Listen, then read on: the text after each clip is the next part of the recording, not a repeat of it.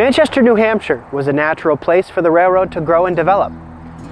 Lying in a gentle sloping valley nestled between the twin peaks of Mount Uncanunic to the west and the low hills of Candia and Auburn to the east, the city had long been a hub of industry and manufacturing, dating back to the early 19th century. With the help of Samuel Blodgett's canals providing water power, Manchester's famous Amoskeag Mills grew up around the same time as the arrival of quick and efficient railroad transportation. The arrival of the railroad in the 1830s allowed Manchester's industry to bloom, and the city grew to become the largest and most important city in the Granite State and one of the most notable textile manufacturing hubs in the world. The Concord Railroad, chartered in 1835, was the first railroad to reach Manchester, opening on the 4th of July, 1842, from Nashua to Manchester. On September 1st, 1842, the railroad opened beyond Manchester to Concord, and in the following years, 3 other lines reached the city from different directions: the east, southeast, and the west. With the railroads opening to Manchester and throughout New England, Amoskeag started looking beyond its own manufacturing needs. Railroads needed locomotives, and who else to build them than the Amoskeag machine shops? A locomotive works was established in Manchester. Some of the buildings can still be seen along Canal Street today. So, a huge new foundry was constructed in 1848, primarily for this purpose. Thus would be the beginning of the Manchester Locomotive Works, incorporated in 1854. Manchester would concentrate on building smaller locomotives. It came to occupy a parcel of land and buildings bordered by Dean, Canal, Hollis, and Elm Streets. On July 1st, 1901, it was taken over by the American Locomotive Company, commonly referred to as ALCO, which became one of the top 3 steam locomotive building enterprises in the country. Locomotive manufacturing at ALCO Manchester ended in 1913, by which some 1,800 locomotives had been produced. Several of the structures still stand, and many Manchester-built steam locomotives have been preserved around the country, including Boston and Maine 494 in White River Junction, Vermont.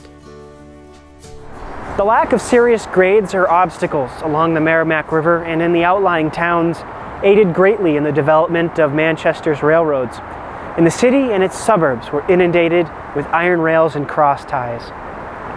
In the decades following the Second World War, Manchester was still the domain of the blue-collar worker. Switcher locomotives trundled over Manchester's branch lines serving customers, where their service meant a difference to farmers' exchanges and paper companies and family-owned gas companies. The sound of the diesel locomotive was not alone, having been joined by the roar of the highways and the whine of the jet. But Manchester's railroads were still alive and breathing.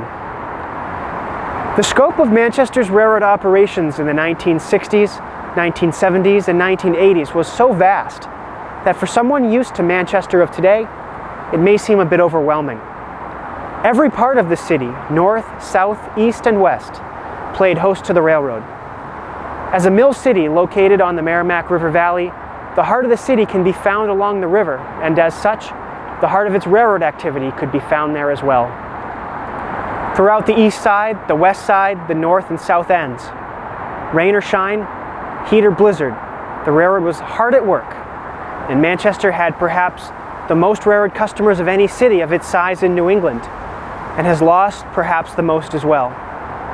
It would be almost impossible to detail every aspect of Manchester's railroad importance in a segment like this, but there's certainly no shortage of information to dive into. Manchester's principal railroad yard was a large kidney-shaped plot of land that stretched from Granite Street south along the river to the Queen City Avenue Bridge. Manchester Yard was the hub of the city's railroad activity, the heart of the operation from which the action flowed out into a dense system of branch lines, sidings, and main lines. Until the early 1960s, much of Manchester's freight handling was done in the Hill Yard, located where today's Market Basket sits. After B&M sold that land in the early 1960s, 2 newer yards, the Ledges Yard and the Woods Yard, handled the freight. both packed with freight cars of all shapes and sizes carrying a wild assortment of freight to and from the industries of northern New England's most populous city. The Woods Yard, aptly named, was located along the wooded western side of the property along the Merrimack River, just south of the lead for the Goffstown branch. The Ledges Yard was on the eastern side of the main line, south of Manchester Tower and the Piggyback track, abutting the steep embankment that led up to the area of Elm Street. Both yards terminated just north of the Queen City Avenue Bridge. Entering Manchester from the south and running through the middle of the yard was the New Hampshire Route main line, the main artery from which freight and passengers traveled in and out of the city in central New Hampshire, from Vermont to the northwest and Massachusetts from the south. This was a through route from Boston to White River Junction, Vermont, with connections to Montreal, but in 1972, through freight service was cut back to terminate at Concord. At different times, the main line hosted various road freights, passenger trains, and local freight jobs. All of these passed through and changed cars at Manchester Yard. Manchester was once home to a Grand Union Station and a roundhouse complex, both of which were gone by 1965. Railroad facilities post-1965 included a small two-room passenger station, a wooden two-story yard office tower, a freight house, several maintenance of way sheds, telephone boxes, and appropriate signaling. The nerve centers of Manchester's operations were its two yard towers. The yard office tower was a two-story wooden building containing the offices for the yardmaster and clerks. It was here that longtime yardmaster Arthur Lynch did much of his work. The building was out of use by the 1980s and was demolished in 1984. The other tower, Manchester Tower, or MA Tower, was a two-story brick structure built in 1944 and housed a Manchester-type control machine. It was here that the electronic switches in the yard and to its three branch lines were operated. It was also from here that the train director worked and communicated with yard crews. Powered switches in the yard were handled from Manchester Tower, as was the signaling from Nashua to Concord. Manchester Tower controlled the mainline CTC signals from south of West Mitchell Street to the north end of the city, and after 1950, controlled all of the territory from Nashua to Concord. Manchester Tower closed in the early 1970s, and all switches in the yard became hand-thrown after that. Locomotive servicing in Manchester had been done at a large roundhouse and engine facility located roughly where the Fisher Cats ballpark is today. When that was torn down in the 1950s, servicing was done thereafter on a small stub track that remained. A small brick remnant of the engine house remained until the 1980s, where engine sand and other railroad supplies were stored.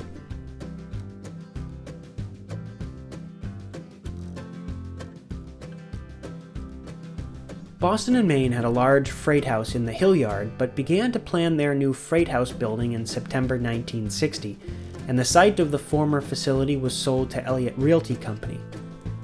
It was decided that the new structure would be built off of the Manchester and Lawrence branch around Cove Street, on land slightly more elevated than the yard, but still below Elm Street. The new freight house, rather plain, not unlike the new passenger station, was constructed during the summer of 1962.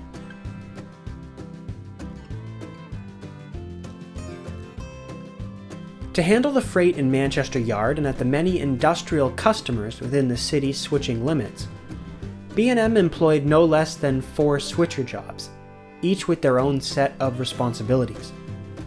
These were senior positions and were highly sought after for their regular schedules and work, which, with a good cooperating crew, could be handled effectively, quickly, and smoothly.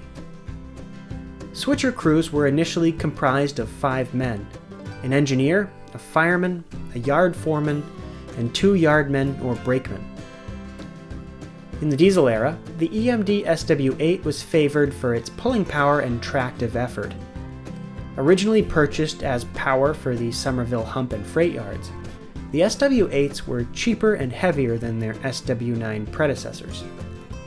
They soon found their way into the freight yards and branches of southern New Hampshire. The short and squat EMD SW1 had good maneuverability, visibility, and ease of operation as well, which made it a desirable choice for Manchester's industrial landscape.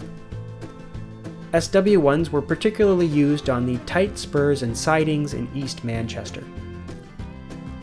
These were far and away the two most popular and common diesel locomotives used in Manchester. However, the switch crews of the Queen City often found themselves at the controls of different switcher models and makes in the performance of their duties. Though not as common or well liked as the EMD products, Alco diesel switchers did show up in Manchester. The B&M also required a hardy crew of signal maintainers, inspectors, maintenance of way personnel, car knockers, yard masters, foremen, cops, yard clerks, and freight agents to handle operations in Manchester. Manchester even employed crossing tenders who protected the crossing at Granite Street until fairly late. One of the more unique locations just outside of the yard was the spur that left the Manchester and Lawrence branch near the Elm Street overpass, underwent a sharp curve, climbed the steep grade to Elm Street, and then crossed Elm to where several industries were located along Grove Street, Green Street, and Willow Street. Nabisco, Merrimack Farmers Exchange, and several wholesale beverage warehouses were located back here. Another interesting location near Manchester Yard was near the engine house area at the north end of Manchester Yard, where sidings for Genist Butler Bakery and Cody Brothers Bakery were located. Both of these received bagged flour in boxcars and later loads of bulk flour in hopper cars. Hermsdorf Manufacturing, who made household fixtures, had a siding off West Auburn Street across from the main line. The rails can still barely be seen today in the pavement, although the entire industrial block was recently torn down and redeveloped as apartments. In the 1960s, Manchester Gas Company built a loop track off the Manchester and Lawrence branch where tank cars of loaded propane were unloaded until the 1990s. The unloading racks and some of the tracks are still in place, but most of the tracks were removed in 2023. At the south end of Manchester Yard, Foster Grant and Granite State Meatpacking were major customers. Manchester Yard became known for housing one of the busiest and most effective pig yards on the entire Boston and Maine system. We're not referring to the animal, but rather to Piggyback freight, or TOFC, trailer on flat car, a method of shipping tractor trailers over the rails mounted atop railroad flat cars. In a time of expanding highway development, this was a way for railroads to offer an expansion of freight service. Piggyback service was christened on the Boston and Maine on May 1, 1956, and ramps were added in Manchester in 1960, with a designated yard opening in 1961. Manchester's Piggyback Yard consisted of two long tracks located on the eastern side of the yard, directly in front of MA Tower. Initially, TOFC service was provided by the Boston and Maine Transportation Company, but when they filed for bankruptcy in 1972, the contract passed to Vin Murphy of New Hampshire's Shipper Co-op. The end of Piggyback operations at Manchester came on Thursday, May 31, 1984, after which trailers to and from Manchester were offloaded in the B&M yard at East Cambridge, Massachusetts. At the very end of Piggyback service in Manchester, the service was provided by Manchester Motor Freight. There were also freight customers located within Manchester's famous mill yard, even until the 1970s. Activity within the mill yard had dwindled since the closing of the Amoskeag mills in the 1930s, but some of the independent companies which came into the mill buildings were using rail service, Two spur lines traveled the length of Manchester's mill yards, one near the Upper Canal and the other along what is today Commercial Street. Notable examples of mill yard customers served in the 1960s and 1970s included Habitant Soup, Pandora Sweaters, and Public Service of New Hampshire, or PSNH. In the mid-1970s, Manchester began to redevelop the mill yard and fill in the old canals, and it was around this time that remaining freight business within the mill yard ended. The Upper Canal was filled in, and the New Hampshire Division main line was relocated on top of where it used to be, downgraded from 2 tracks to 1. Canal Street was then widened to cover where the railroad used to be. The Lower Canal was filled in and became Commercial Street. Rail service on the Lower Mill Yard spur track ended in 1975, with the last train crawling along the canal carrying pipe for a storm drain project near Canal and Pennacook Street. That last train is seen here in front of what is today 400 Commercial Street. Manchester's passenger rail service in the latter half of the 20th century followed regional and national trends of decline and was profoundly marked by 2 significant events. The 1967 cancellation of all passenger service to and from the city by the Boston and Maine, and an interesting trial attempt in 1980 by the state of New Hampshire, the Massachusetts Bay Transit Authority, and the Boston and Maine to restore passenger service. For those utilizing passenger rail to and from the Queen City in the 1960s, the writing was on the wall. Manchester's beautiful granite and brownstone Union Station, opened in 1892 as a replacement for earlier structures, had been demolished in 1962 and replaced with a modest but appropriate 4-room concrete depot. Another passenger station in the city, Amoskeag Station, had closed in 1914 but still stands today as a private home in Manchester's North End. November 12, 1965 saw B&M cut the sale of passenger tickets at Manchester, as well as at the other stations on the New Hampshire route main line to Concord, which was the northern terminus at this point in time. It became very clear that the state highways had taken their toll on New Hampshire's rail ridership, and the B&M wanted out. A long and storied era of B&M passenger service to the Queen City came to a sad end on Friday, June 30th, 1967, when Budd RDC cars 6131 and 6209, operating as train number 43 between Boston and Concord, departed Manchester heading south.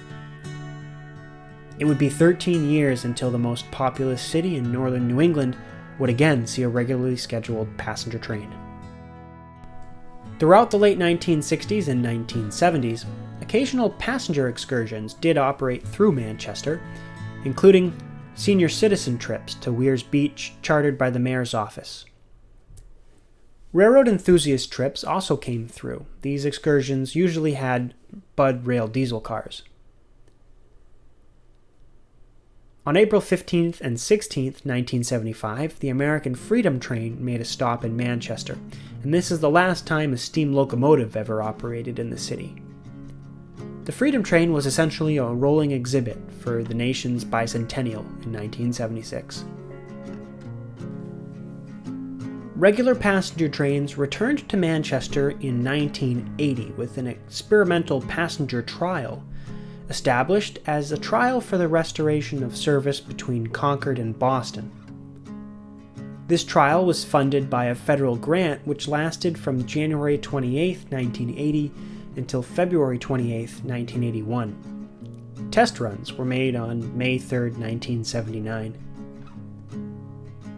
The trains, made up of MBTA equipment, were in fact extensions of local trains to Lowell from Boston, and operated as a single round trip a day from Concord.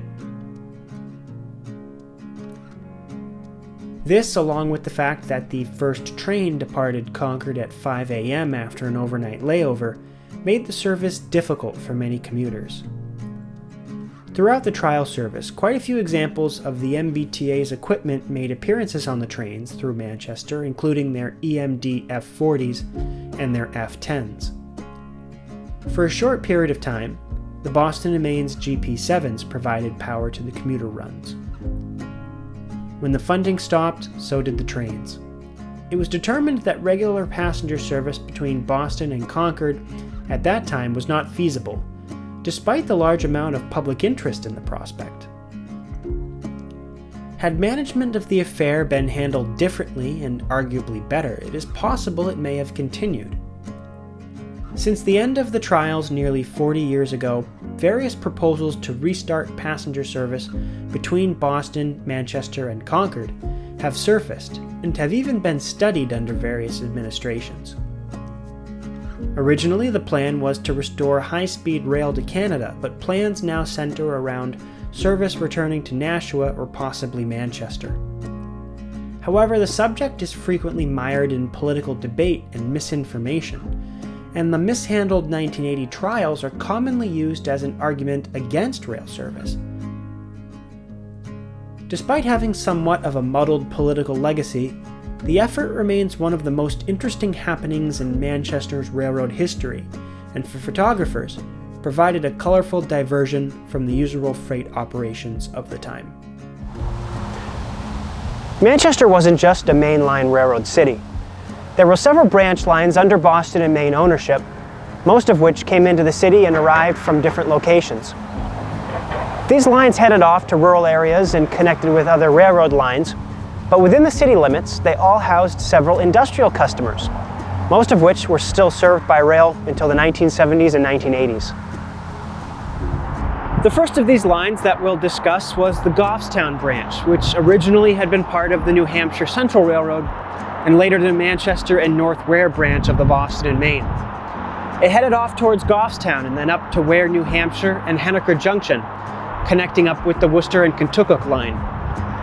By the late 1930s, passenger service was canceled and the line terminated instead at Goffstown, an 8-mile branch from Manchester, redubbed the Goffstown branch. The most noteworthy landmark of the Goffstown branch within Manchester was undoubtedly the large bridge which crossed the Merrimack River and later Interstate 293 as well. There weren't many notable industrial customers on the Goffstown branch within Manchester city limits. However, there was a noteworthy spur line that left the Goffstown branch, curved down along Interstate 293, and then paralleled the highway north to a point just south of Amoskeag Falls. This spur, normally called the West Side Spur, was home to a number of freight customers including Ray the Mover, Romeo Shagnon, Chicopee Mills, Johnson Building Materials, Eastern States Farmers Exchange, South End Grain, a scrapyard, and the Manchester Union Leaders Warehouse. The Goffstown branch saw its last freight run to Goffstown in September 1980, and it's believed that the West Side Spur was taken out of service around the same time. The Manchester and Lawrence branch, which was once the Manchester and Lawrence Railroad, headed out of Manchester in a southeast direction towards South Manchester and Londonderry. This was an urban branch line for its first few miles, but South Manchester wasn't nearly as developed then as it would later be in the 1960s and 1970s. The Manchester and Lawrence branch saw passenger trains run between its namesake cities until July 10, 1953. Freight customers on the northern end of the branch were served by the Manchester Switcher from Manchester Yard to a point just south of the 293 overpass. The rest of the line was served by a local freight out of Lawrence, which came up to South Manchester. There were a few customers on this stretch of the line. Perhaps the most noteworthy in Manchester was the Associated Grocers Warehouse on Gold Street, which has now been redeveloped as Walmart. AG received long strings of refrigerated boxcars. In 1976, the switching limits changed, with the Lawrence local turning back at Derry and the Manchester switcher serving customers all the way down to the Manchester Airport Industrial Park, which is technically in Londonderry. Two customers at the airport, Silver Brothers Distributors and New Hampshire Plastics, were still receiving freight until the line was taken out of service in 1989 due to a washout near Goffs Falls Road. Despite being inactive for nearly 35 years, these crossing lights protecting Queen City Avenue are still standing and are one of the most explicit reminders of Manchester's branch lines. The South Manchester Rail Trail is being extended to Queen City Avenue in the summer of 2024, and so it's unknown how much longer these lights will remain in place. Another reminder of the Manchester and Lawrence is the old wooden trestle over the Cohos Brook in South Manchester. Last used in 1989 when Guildford Rail was still serving Manchester Airport, it was renovated in 2023 and now is a highlight of the rail trail through here. The last branch which left Manchester curved away from the Manchester and Lawrence and climbed a significant grade heading in an eastward direction. This was the Portsmouth branch, originally the Portsmouth and Concord Railroad, later part of the Boston and Maine. The Portsmouth branch had the largest concentration of industrial customers out of any Manchester branch, focused in the city's industrial east side. The Portsmouth branch customers were served by Manchester's east side switcher as far as Page Street. Passenger service on the Portsmouth branch ended in 1954, and a local freight passed over these tracks to Portsmouth. But the freight customers in Manchester were the domain of one of Manchester's switcher jobs. Dozens of freight customers were located along this track, concentrated in areas like Silver Street and Lincoln Street. Some of these included P.J. George at Willow Street, Keller Products, Manchester Paper and Supply, and Lyons Iron Works at Beach Street, Muir Lumber near Silver Street, the Manchester Union Leader and Leighton Machine Company by Harvard Street, Manchester Waterworks at Wilson Street, and International Paper at Valley Street.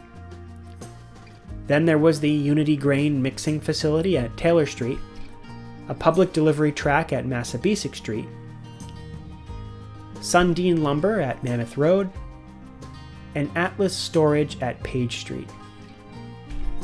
Page Street marked the eastern switching limits for B&M's East Side Switcher.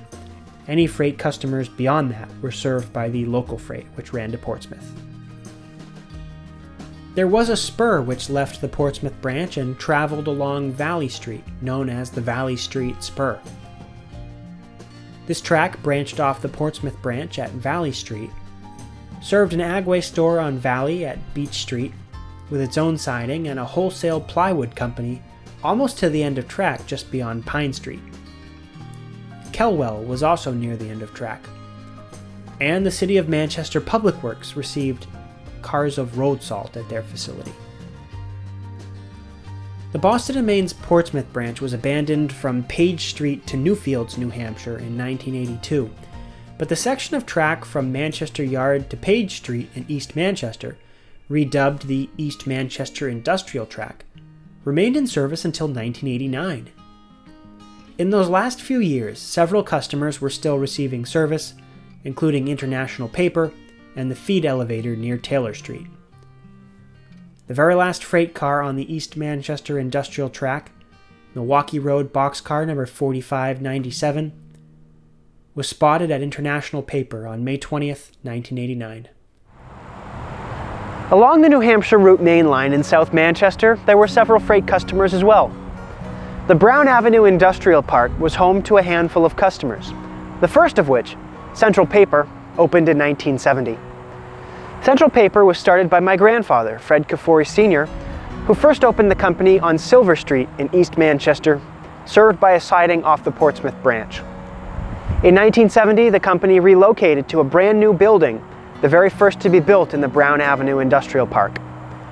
Their siding off the New Hampshire Route main line was served by a switcher out of Manchester Yard, and they received loads of freight until the mid-1980s. Other customers here in the industrial park included Georgia Pacific, Sweetheart Plastics, More Business Forms, and a Ralston Purina store down by the Merrimack River Bridge. One of the only two freight customers left in Manchester today, Summit Packaging, uses the old Sweetheart Plastics plant.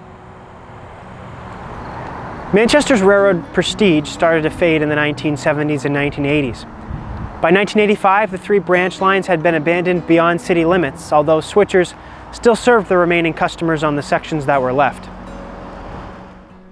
In the early 1980s, the Boston and Main and its successor after 1983, Guilford Transportation, were seeking to shed territory that was losing money and freight customers.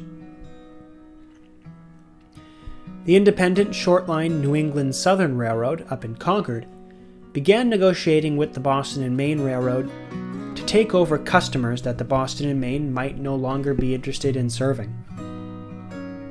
By 1985, an agreement was finalized granting the New England Southern the right to serve the New Hampshire Division main line south from Concord to Manchester, although all of the customers in Manchester would still be served by Guilford, who kept a dedicated switcher in Manchester until at least 1989 or 1990. By 1990, all of the branch line customers had dried up, and any remaining customers in the city on the main line would be served by a local freight out of Nashua. Local freight NA1 would travel up from Nashua and leave cars in Manchester Yard for the New England Southern, who would then hustle them north to Bow and Concord. The seemingly endless trains of coal bound for the Merrimack Station coal plant in Bow, a weekly fixture since the early 1960s, have mostly come to an end except for rare appearances. In 2010, Guilford's successor Pan Am Railways reclaimed the freight business from Manchester to Concord from New England Southern. Today, CSX Transportation, owners of the railroad since 2022, operate the line from Nashua to Concord several times a week. Despite there once being dozens, close to 100 freight customers in Manchester, today there are only 2, Summit Packaging in South Manchester and the Nylon Corporation near Manchester Yard. Growing up in Manchester, as many of us did in the late 90s and early 2000s, there were still plenty of reminders around the city of what the railroad had been only a few years before we were born. Rails poking out of pavement, old crossing signs and whistle posts. Physical reminders where somebody who didn't grow up in that era could still be shown the railroad prestige that had once existed here. In the decades since then, some of the reminders have disappeared, being claimed by urban redevelopment or conversion into rail trail. But if you know where to look, you can still find a lot of reminders. Perhaps the most explicit reminder was Manchester Tower, which had been built in 1944 to control the CTC signals installed on the New Hampshire Division main line. Manchester Tower controlled those CTC signals until the mid-1970s, when it was taken out of service and became a storage facility. In the decades since, as the Boston and Main's presence dwindled in Manchester, Manchester Tower became a decrepit reminder of what Manchester had once been, a kingdom of tracks and switchers and industrial customers, operated around the clock. Manchester Tower was always there, always visible, always a landmark for those of us too young to have seen much of it with our own eyes. The tower was finally torn down in spring 2024 by CSX Transportation. It was there, and the next day, just a pile of rubble. And all that remained are the memories. Perhaps its loss was a physical reminder not only of the Boston and Main's historic presence in Manchester, but the battle between the utilitarianism of business and the nostalgic longings of those of us in the railroad community, especially those of us who didn't get to witness these events firsthand. But perhaps, as you have hopefully learned today, the stories, documents, photographs, and memories of the Queen City's rails will forever allow us to make connections between the Manchester of today and the Manchester of yesterday.